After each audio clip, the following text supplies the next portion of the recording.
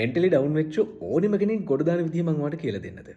සාමාන්‍ය මානසිකව අවුල් වෙලා ගිය මිනිස්සෙක් මෙන්ටලි ඩවුන් වෙච්ච මිනිස්සෙක්ව ගොඩ දාන්න ඔයා කවුන්සලර් කෙනෙක් වෙන්න ඕනේ නැහැ. ඔයාට මම කියලා දෙන්නම් සයිකොලොජිකලි ෆස්ට් එய்ඩ්ස් ගැන.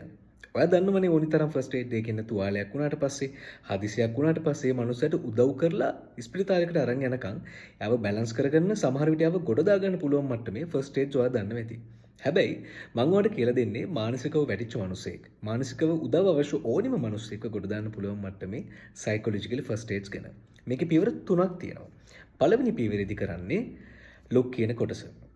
ලොක් කරදී වෙන්නේ අපි කිසිම දෙයක් ජජ් කරන්නේ නැතුව කිසිම දෙයකට තීරණ වලට එන්නේ නැතුව අපි එයා දිහා බලනවා. බලලා අපි තේරුම් ගන්න උත්සාහ කරනවා මෙයාට මොකද්ද වෙලා තියෙන්නේ සහ මෙයාගේ ප්‍රශ්නේ මොකද්ද කියන කාරණාව. දෙවෙනි කොටසේදී වෙන්නේ ලිසන් කියන කාරණාව.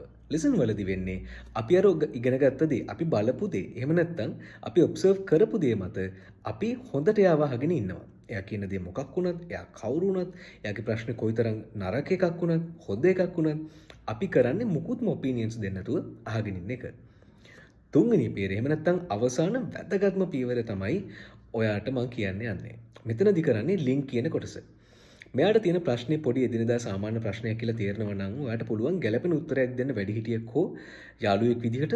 එහෙමත් නැත්නම් ඔයාට තේරෙනවා නම් මෙයාට අවශ්‍ය වෙනවා ප්‍රොෆෙෂනල් හෙල්ප් එකක්. එහෙම නැත්නම් කවුන්සලින් එකක්, කෝචින් එකක් වගේ දෙයක් ඕනේ වෙනවා කියලා හිතනවා නම් ඔයාට පුළුවන් ලින්ක් පියවරේදී එකට ගැළපෙන කවුන්සලර් කෙනෙක්ට, කෝච් කෙනෙක්ට මෙයාව යොමු කරන්න. මෙතනදී කරන්නේ ඔයාට අර හැමදේම කරන්න බැහැනේ. ඔයාට බැරි ලෙවල් එකේ තියෙන දේවල් ටික යදාලා පුද්ගලයන්ට ලින්ක් කරන එක තමයි කරන්නේ. ඒක නිසා මතක තියාගන්න මෙන්න මේ පළවෙනි පියවර වෙන ලොක් පියවර 2, ලිසන් පියවර සහ තුන්වෙනි පියවර වන ලින්ක් පියවර 3.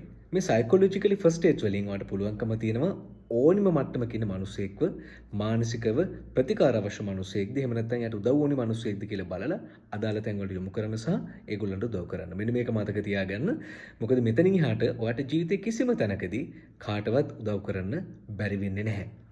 ඒක මතක තියාගන්න. hina වෙලා හිටපන්.